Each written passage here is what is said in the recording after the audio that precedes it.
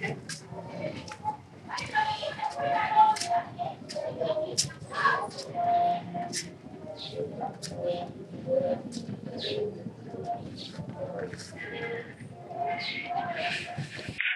mu kaseera akatuufu.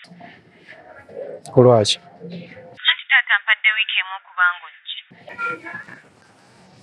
Bannange olunaku lwaliro sigenda twerabira. Lwaki oyogera bw'otyo? Naye kankubuuze taata wakimanyi nti siri musiraamu? Jami ompulira? Yankuwulidde. Akimanyi? Nsobola okulaba enkya ne twogera nga nvudde ku ssomero. Kyogamba nti nno olina sooka kundaba okunziramu kye nkubuuzizza. Anti wano sisobola kunnyonnyolerawo bulungi. Ekintu kyangu nnyo ddamu ye oba nedda? Bambi.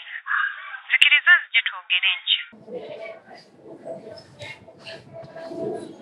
Kale, it's fine. Okay, bye. Bye. I love you. I love you too.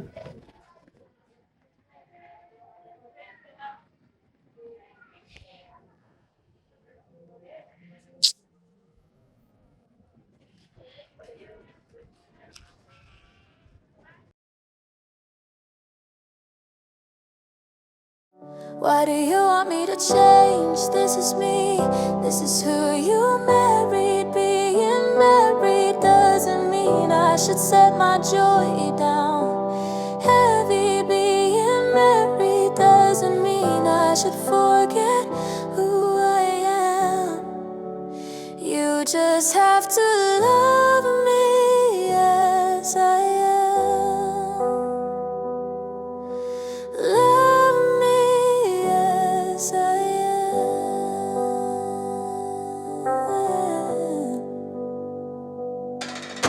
You call this compromise, but it feels like closing doors. Like my colors on the floor, while painting over more. Mwana osooke onjiize ku kyokulya oba enjala ennuma asooke ndye. Obwedda nkubira njagala kugamba nti saafumbye kumewo n'ebyokulya nga tokwata. Ate emitwalo ebiri gye nakulekedde gyakoze eki? Naguzeeko lunch asigaddewo n'engula mu ddata.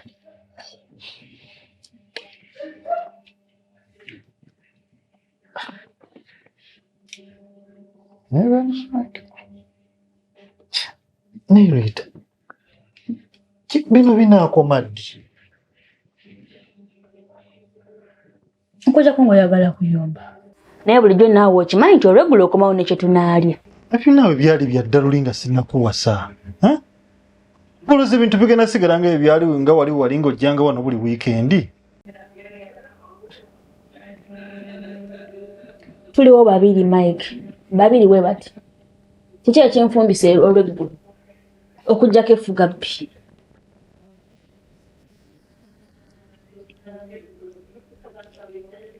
Kati ngenda ssula njala. Nange sinnalya ndi kanaanansi. Koziko ng'onywa caayi. Mu flasika mulimu caayi. Sukaali ataliiwo.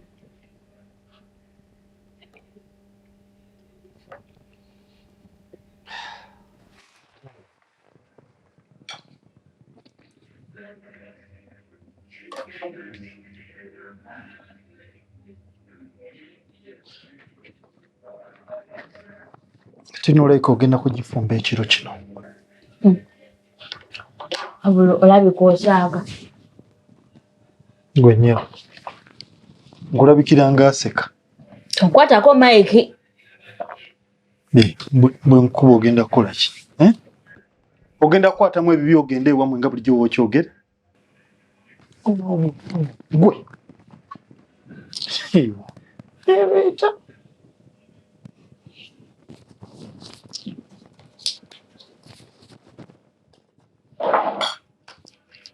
Genda ofune emmere onfumbire ndye. Kati nze ngenda kuggyawo emmere ekiro kino. Yeeya oli mukazi. Nze yagambye ekyebiri okirye. Kyesiruwaza. Yanguwa. Samani. Iko nanasi. Kazi bibagira badda.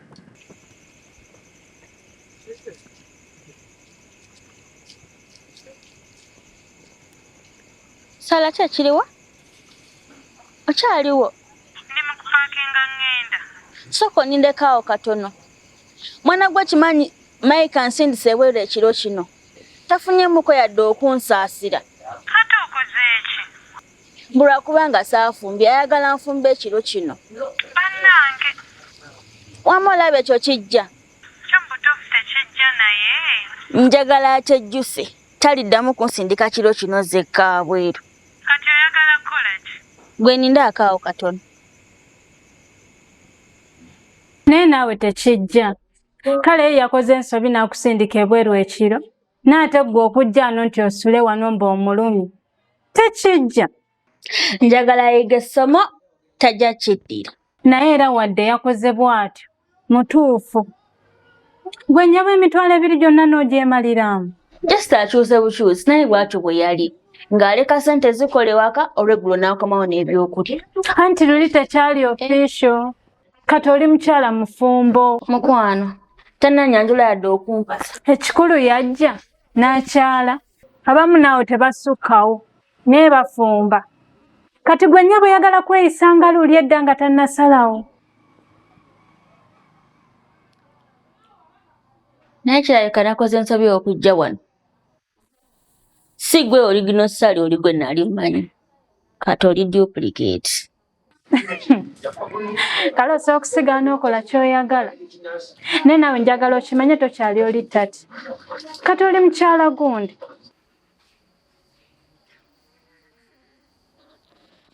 Funira ekyokwebika.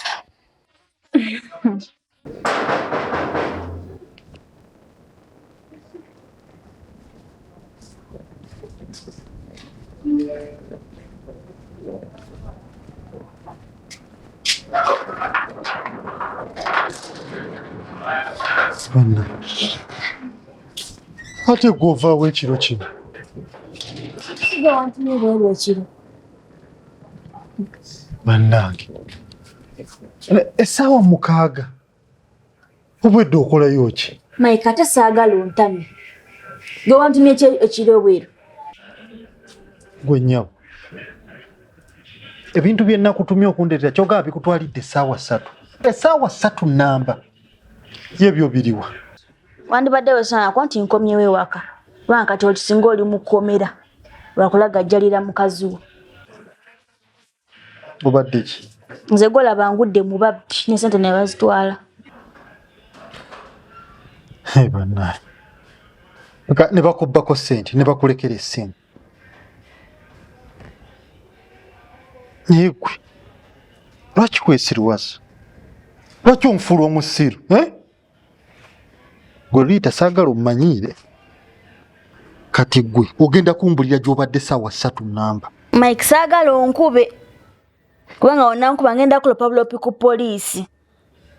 Onsindise ebweru ekiro mu matumbi. Golooza nkigamba bazadde bange banaakitwala batya. Ndeka nywa caayi. Mwali mu flaska. Nze n'omutima gukyanneewuuba.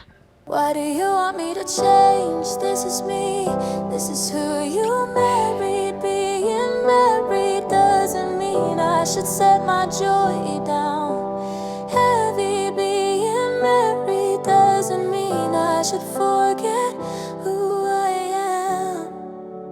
You just have to love